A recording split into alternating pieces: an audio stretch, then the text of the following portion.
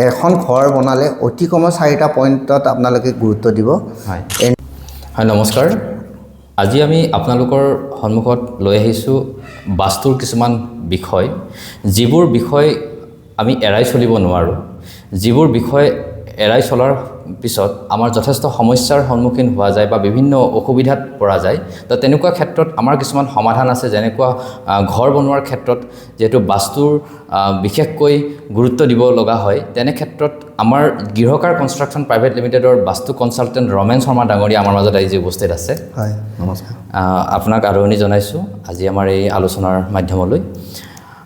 আচলতে আপোনাৰ পৰা অকণমান আমি জানিব বিচাৰিম, বা আমাৰ যিসকল ক্লায়েণ্ট আছে বা আমাৰ যিসকল ব্যক্তি আমাৰ ভিডিঅ'সমূহ চাই থাকে, তেওঁলোকে আপোনাৰ পৰা অকণমান জানিবলৈ বিচাৰে যে বাস্তু আচলতে কি হয়। হয়, বাস্তু এয়া অন্ধবিশ্বাস নেকি? এই কথাখিনি আপোনাৰ পৰা অকণমান জানিব বিচাৰিম। হয়, এতিয়া আমিও সেই মানে এই প্ৰশ্নটোৰ সন্মুখীন হ'বলগীয়া হয় বহু ক্ষেত্ৰত, যে বেছিভাগে মানে কেতিয়াবা আমাক এইটো অন্ধবিশ্বাস বুলি ক'ব খোজে, বা বিশ্বাস অন্ধবিশ্বাসৰ এইটো একো কথাই নাই একচুৱেলি। বাস্তুটো হ'ল এটা পৌৰাণিক ইঞ্জিনিয়াৰিং, ভাৰতবৰ্ষৰ এইটো এটা বিৰাট ডাঙৰ মানে ৰিচাৰ্চ কৰি পেলাই মানে আগতে ডেভেলপ হোৱা এটা ইঞ্জিনিয়াৰিং, যিটো নেকি ছায়েন্স অফ স্পেচ বুলি কোৱা হয়। স্পেচ মানে হ'ল আমি যিহেতু সহাৱস্থান কৰিব লাগে কাৰ লগত, আমাৰ যিটো তত্ত্ব পঞ্চতত্ত্ব বুলি যিটো আমি কওঁ, যিটো মানে স্পেচ, যিটো মানে পঞ্চতত্ত্ব হ'ল আপোনাৰ মানে পৃথিৱী, জল, অগ্নি, বায়ু আৰু আকাশ, এইকেইটাই আমাৰ চাৰিওফালে নাথাকে জানো? হয় হয়, এই 5টা বস্তুৰ লগত আমি যিহেতু সহাৱস্থান কৰি আছোঁ, গতিকে আমাৰ যদি ঘৰখন এই 5টা বস্তুৰ লগত মিলাকৈ, এতিয়া চাওক প্ৰকৃতিয়ে সেই বস্তুটো আপোনাৰ যেতিয়া প্ৰকৃতিয়ে আমি এডাল গছ এডাল যেতিয়া চাওঁ, আমি প্ৰকৃতিৰ গছডালৰ পত্ৰ বিন্যাস যিটো হয়, আপোনালোকে যদি অলপ মানে ষ্টাডি কৰে, পত্ৰ বিন্যাস এনেকৈ হয় যে মানে প্ৰত্যেকখন পাতে সূৰ্যৰ পোহৰটো মানে পোৱাকৈ গছডালে নিজে নিজে ডেভেলপ কৰি গৈ থাকে। তাৰমানে প্ৰকৃতিয়ে নিজে সজাই যায়, মানে বাস্তু বুলি কওক বা আপুনি যি বুলিয়ে কওক, প্ৰকৃতিয়ে কিন্তু নিজে সজায় যাতে প্ৰত্যেকখন পাততে পোহৰ সম পৰিমাণে যাতে দিনটোত পোহৰ পৰে এবাৰ হ'লেও। চ' এই বস্তুখিনি আমি বাস্তুত এপ্লাই কৰোঁ, যে আমাক যিখিনি বস্তু লাগে প্ৰকৃতিৰ লগত জীয়াই থাকিবৰ কাৰণে, যিখিনি বস্তু লাগে সেই বস্তুখিনি যাতে আমি প্ৰকৃতিৰ পৰা আহৰণ কৰিব পাৰোঁ, আমাৰ ঘৰটো যাতে আমাৰ হেঙাৰ হৈ স্থিৰ নহয়, সেই হিচাপত ঘৰটোৰ দিশ বা প্ৰতিটো বস্তু আমি যেতিয়া সজাম, ঘৰটো যেতিয়া বনাম, প্ৰত্যেকটো বস্তু এনেকৈ নজৰত ৰাখিব লাগে যাতে সি প্ৰকৃতিৰ লগত সহাৱস্থান কৰিব পাৰে। এইটোৱে হ'ল বাস্তু। আচ্ছা, আৰু আমাৰ যিখিনি কথা চলি আছে সেইখিনি কথাৰ মাজত আপোনাক সুধিব বিচাৰিছোঁ, এয়া অন্ধবিশ্বাস নেকি? আচলতে বাস্তু এটা অন্ধবিশ্বাসৰ নাই, অন্ধবিশ্বাসৰ কথাই নাহে আচলতে।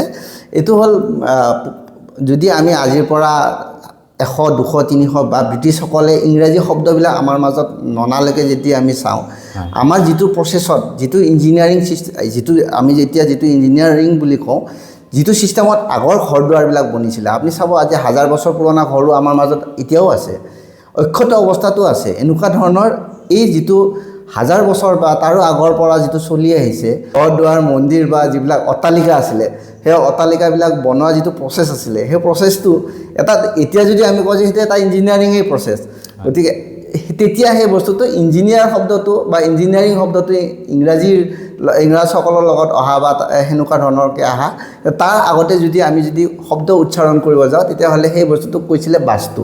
মানে বাস্তু নিয়ম মানি আমি ঘৰ দুৱাৰটো বনাব লাগে যাতে আমাৰ প্ৰকৃতিৰ লগত আমি সামঞ্জস্যটো মিলাই থাকিব পাৰোঁ। এইটো অন্ধবিশ্বাসৰ কোনো কথাই নাহে।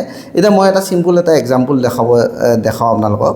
ছাপ'জ আমি এটা ঘৰ ল'লোঁ, এইটো সূৰ্য, এই ঘৰৰ যিখন খিৰিকী আছে, সূৰ্যৰ পোহৰটো আমি ইমান ধুনীয়াকৈ ঘৰটো বহাইছোঁ যাতে সূৰ্যটো উদয় হোৱাৰ লগে লগে খিৰিকীৰে পোহৰটো ভিতৰলৈকে যায়। এতিয়া মই ঘৰটো যদি এমুৱা কৰি বা এনেকৈ যদি বনাওঁ, ৰাতিপুৱা যেতিয়া আপুনি সূৰ্যটো যেতিয়া উঠিব, তেতিয়াহ'লে ঘৰটোত পোহৰ পৰিব জানো? ঘৰটোততো পোহৰ নপৰে। তাৰমানে আমি জানিব লাগিব যে ঘৰৰ খিৰিকীখন কোনটো মুখত বা দৰ্জাখন কোনটো মূৰত দিলে আমাৰ ঘৰটোৰ ভিতৰভাগ পোহৰ হৈ থাকে।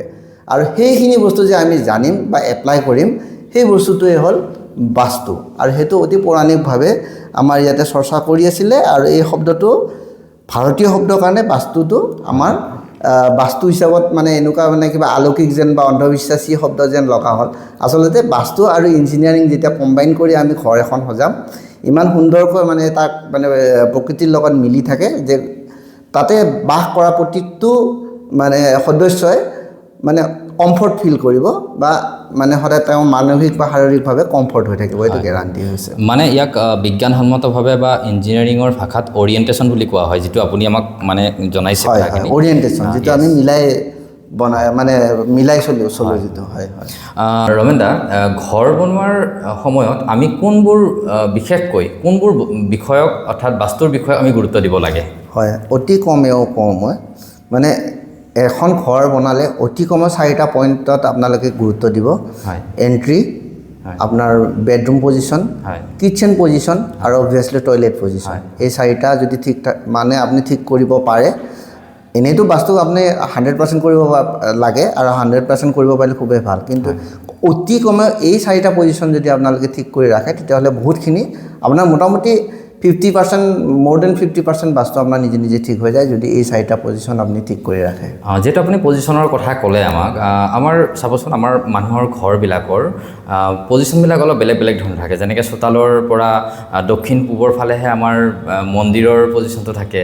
আকৌ কি হয়, আমি আপোনালোকৰ ফালৰ পৰা আমি গম পাওঁ যে বাস্তুৰ হিচাপত নৰ্থ ইষ্টত অৰ্থাৎ উত্তৰ পূবত আমাৰ মন্দিৰটো হ'ব লাগে। তেনেকুৱা ক্ষেত্ৰত কি অসুবিধা আহিব পাৰে? আচলতে মই এটা কথা, এতিয়া বাস্তুসন্মতভাৱে যদি আপুনি মন্দিৰৰ পজিশ্যনটোৰ কথা সোধে, তেতিয়াহ'লে আমি যিখিনি মানুহ ধৰক সেই পজিশ্যনকেইটা হ'ল একমাত্ৰ নৰ্থ ইষ্ট আৰু নৰ্থ অফ নৰ্থ ইষ্ট বা ইষ্ট অফ নৰ্থ ইষ্ট, মানে আপোনাৰ উত্তৰ পূবৰ উত্তৰ ফালে হ'ব পাৰে, উত্তৰ পূবটো বেষ্ট আৰু উত্তৰ পূবৰ পূব ফালে আপোনাৰ মন্দিৰটো হ'ব পাৰে।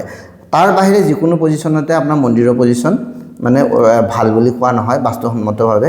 মই ইভেন তোমালোকৰ ঘৰতো দেখিছোঁ মন্দিৰৰ পজিশ্যনটো ভুল জেগাত আছে, আৰু মেক্সিমাম আমাৰ অসমৰ মেক্সিমাম মানুহৰ ঘৰত মই দেখিছোঁ যে মন্দিৰটো চাউথ ইষ্টৰ ফালে পাতে। মানে মন্দিৰটো যেনে মানে ঘৰত সোমাই কিয়ে দেখা পায়, হয়তো কোনোবাই তেওঁলোকক তেনেকৈ ডাইৰেকশ্যন দিয়ে যে আহি পেলাই প্ৰথম মন্দিৰটো পালোঁ ভাল হ'ল। চাউথ ইষ্টত মন্দিৰ পতা মানে সেইখন ঘৰত আপোনাৰ বিভিন্ন সমস্যা দেখা দিব পাৰে। বাস্তুসন্মতভাৱে যদি আমি চাওঁ, চাউথ ইষ্টত কিন্তু কোনোপধ্যে মন্দিৰ বনাব নালাগে। সেই চাউথ ইষ্টটো অগ্নিকোণ বুলি কয়, অগ্নিকোণত মন্দিৰ থকাটো খুবেই মানে বেয়া বাস্তুদোষ বুলি ধৰা হয়। মন্দিৰৰ এটাই পজিশ্যন, সেইটো হ'ল নৰ্থ ইষ্ট, বৃহস্পতিৰ ঠাই।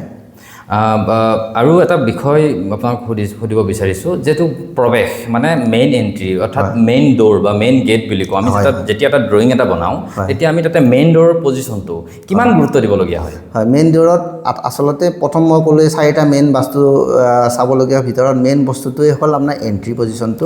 আৰু বহুতৰ আমাৰ মানে এটা সৰ্বসাধাৰণৰ যিটো মানে ভুল কনচেপ্ট, মিছকনচেপ্ট বুলি ক'ব পাৰি, উত্তৰ ফালে হ'লে ভাল হয় নেকি বা পূব ফালে হ'লে ভাল হয়। আচলতে তেনেকুৱা একো নহয়।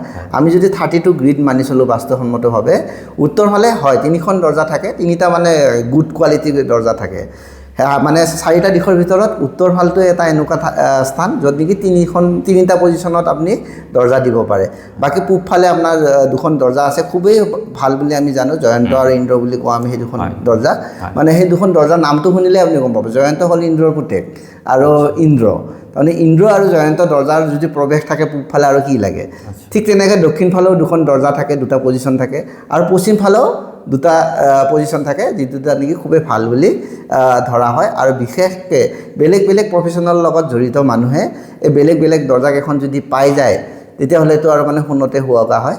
আৰু এইটো নহয় যে অকল উত্তৰ ফালে প্ৰৱেশ ভাল বা অকল পূব ফালে প্ৰৱেশ ভাল, চাৰিওফালে 4টা দিশতে ধুনীয়া সুন্দৰ দৰ্জাৰ পজিশ্যন থাকে। খালি অকণমান জুখি মাখি সঠিকভাৱে উলিয়াই ল'ব লাগে। সেই জোখ মাখ কৰা কামখিনি আমি কৰোঁ। তোমালোকে এইটো দেখিছাই, মই গ'লে ফিটা মাৰি দৰ্জা পজিশ্যনটো আগতে চাই লওঁ। তেনেকুৱাই। আৰু এটা বিষয়, আমাৰ তাত যথেষ্ট ফোন আহে, বিভিন্ন মানুহে আমাক ফোন কৰে, অসমৰ বিভিন্ন মানুহে আমাক ফোন কৰি থাকে যে তেওঁলোকে ঘৰবিলাক আগতে বনাই ল'লে, বাস্তুৰ কনচেপ্টটো তেওঁলোকে পিছত বুজি পালে, তাৰপিছত তেওঁলোকৰ ঘৰবোৰ এতিয়া নতুন হৈ আছে যিহেতু ভাঙিবলৈও নিবিচাৰে, বা নভঙাকৈ কিবা বাস্তুৰ তেনেকুৱা ঠিক কৰিব পৰা কিবা উপায় আছে নেকি? নিশ্চয় নিশ্চয়। এইটো বহুত মানুহৰ ভুল ধাৰণা এটা আছে যে বাস্তু বুলি ক'লে বা বাস্তু কনচালটেণ্ট এজন মাতিলে ঘৰৰ বস্তুবিলাক ভাঙা ফুটা কৰিব লাগিব নেকি। আচলতে তেনেকুৱা একোৱেই নহয়। আপোনাৰ ঘৰ এখন ইমান সুন্দৰকৈ বনাই ল'লে, আপুনি ঘৰখন যে আকৌ আমি গৈ কিনে ভাঙাম বা ভাঙিব দিম, সেইটো একদমেই মিছা কথা, এইটো ভুল ধাৰণা। আপোনাৰ ঘৰখনতে সুন্দৰকৈ কিছুমান আমি তাক মিৰৰ বা কালাৰৰ যিখিনি আমি ট্ৰিটমেণ্ট কৰোঁ কালাৰ ট্ৰিটমেণ্ট কৰিব পাৰে আপুনি পজিশ্যনটো আপোনাৰ সেই পজিশ্যনত কি কালাৰ হ'লে ভাল হয় আপুনি অকণমান যদি অকণমান কাঢ়া কৰি দিলে বা উগ্ৰ কৰি দিলে আমি সেই পজিশ্যনটোৰ জেগাটো যদিও বাস্তু দুখ আছিলে আমি কালাৰ ট্ৰিটমেণ্ট কৰি বা অকণমান ইফাল সিফাল কৰি ধৰক হেভি বস্তুখিনি ইফালে ৰাখিব নালাগে হেভি বস্তুখিনি আমি যিটো পজিশ্যনত ৰাখিব লাগে সেই চেঞ্জ কৰি দিওঁ যদি পজিশ্যনটো যদি চেঞ্জ কৰি দিওঁ তেতিয়াহ'লে আমি একো ভাঙা টুটা নকৰাকৈও আমি মানে এখন ঘৰৰ বাস্তুটো শুদ্ধ কৰিব পাৰোঁ কিন্তু দুটা পজিশ্যন আছে যি দুটা পজিশ্যন কোনো বাস্তু কনচালটেণ্টৰ বা কোনো বিশ্বকৰ্মা প্ৰকাশখন স্বয়ং বিশ্বকৰ্মাৰো সাধ্য নাই যদি আপুনি নৰ্থ ইষ্টত টয়লেট বা কিটচেন যদি পাতিছে তেতিয়া বা চাউথ ৱেষ্টত যদি আপুনি এণ্ট্ৰি কৰিছে এই দুটা পজিশ্যনত যদি আপোনাৰ বাস্তু দোষ থাকে মানে এই দুটাই মেইন বাস্তু দোষ যি দুটা নেকি আপুনি ভঙা টুটা নকৰাকৈ কেতিয়াও শুদ্ধ কৰিব নোৱাৰে এই দুটা বাস্তু দোষ থাকিলে স্বয়ং বিশ্বকৰ্মা আহিলেও বাস্তু দোষ শুদ্ধ নহয় হয় তো আমাৰ যিসকল দৰ্শকে আমাৰ ভিডিঅ'সমূহ চাই থাকে বা অসমৰ বিভিন্ন মানুহে যিহেতু আমাৰ ভিডিঅ'সমূহ চাই থাকে আমাৰ ক্লাইণ্টবিলাক আছে তো তেওঁলোকৰ কাৰণে আপুনি বাস্তুৰ যে মানিব লাগে বা বাস্তুৰ কি গুৰুত্বতা আছে এইখিনি বিষয়ত আপোনালোকে তেওঁলোকক আপুনি কি ক'বলৈ বিচাৰিব হয় মই তেওঁলোকক এইটোৱে ক'ব বিচাৰিম আপোনালোকে মনা বা নমনাৰ ওপৰত আমাৰ প্ৰকৃতিখন নচলে যিহেতু বাস্তুটো হ'ল আমাৰ পঞ্চভূতৰ লগত আমি কেনেকৈ জড়িত হৈ থাকিম আমি এডাল গছৰ তলত গ'লে ছায়া পাওঁ সেইটো আমি জানো এতিয়া আমি যদি জোৰ জবস্তি কৰি গছডাল যদি সলাব যাওঁ বা বেলেগকৈ যদি গছডাল কৰিব যাওঁ গছডাল আমাৰ কাৰণে নাহালে আমি গছডালৰ লগত মিলি থাকিব লাগিব গছডালে যিখিনি ঠাইত ছায়া দিছে আমি সেইখিনিলৈকে যাব লাগিব ঠিক তেনেকৈ বাস্তু আমি জোৰ জবস্তি কৰি এতিয়া কিছুমানে কয় যে আমি ঘৰটোতো বনাই ল'লোঁ ঘৰটো বনোৱাৰ পিছত আমি কিবা পূজা চূজা কৰি বাস্তুটো শুদ্ধ কৰিব পাৰি নেকি পূজা কৰিলে বাস্তু শুদ্ধ হয় নহয় সেইটো মই এতিয়া ক'ব নাযাওঁ কিন্তু মই এটা কথা কওঁ আপোনাক এইখন খিৰিকী আপোনাৰ এইফালে আছে এইফালেৰে পোহৰটো সোমাই আপোনাৰ ঘৰটো পোহৰাই তুলিছে যদি আপুনি ধৰক খিৰিকীখন এইফালে দিলে কোনোফালে পোহৰ সোমাব আপোনাৰ ৰাস্তা নাই এতিয়া আপুনি যদি ভিতৰত যদি আপুনি পূজা কৰে বা ডাঙৰ কিবা মানে তন্ত্ৰ মন্ত্ৰ কৰি তান্ত্ৰিক আনি পেলাই যদি আপুনি তান্ত্ৰিকৰ বেজালি তাতে মানে কৰিব আৰম্ভ কৰে আপোনাৰ এফালে খিৰিকী নকটালৈকে আপোনাৰ ঘৰত পোহৰটো প্ৰৱেশ নকৰে গতিকে আপুনি ঘৰখন যেতিয়া বনাব তেতিয়া আপুনি বাস্তুসন্মতে যদি বনায় তেতিয়াহ'লে এই খিৰিকী দুখন যদি এইফালে ৰাখে তেতিয়াহ'লে পোহৰটো নিশ্চয় ইয়াতে পৰিব গতিকে যদি আপোনালোকৰ ঘৰখন ইতিমধ্যে সম্পূৰ্ণ হৈছে তেতিয়াহ'লেও একো চিন্তা কৰিবলগীয়া নাই আমি যেনেকৈ ক'লোঁ যে কালাৰ গ্ৰিড বা অকণমান বস্তু ইফাল সিফাল কৰি আমি 95% to 100% আপোনালোকৰ বাস্তু দুখখিনি আমি নিবাৰণ কৰিব পাৰিম আৰু যদি কোনোবাই এতিয়াও ঘৰ এখন বনাম বুলি ভাবিছে জাষ্ট মানে প্ৰাথমিক পৰ্যায়ত আছে তেতিয়াহ'লে মই তেওঁলোকক ক'ব বিচাৰোঁ যে বাস্তুসন্মতভাৱে তেওঁলোকে ইঞ্জিনিয়াৰৰ লগত কথা পাতক যে বাস্তুসন্মতভাৱে তেওঁলোকে ডায়েগ্ৰামখন বনাওক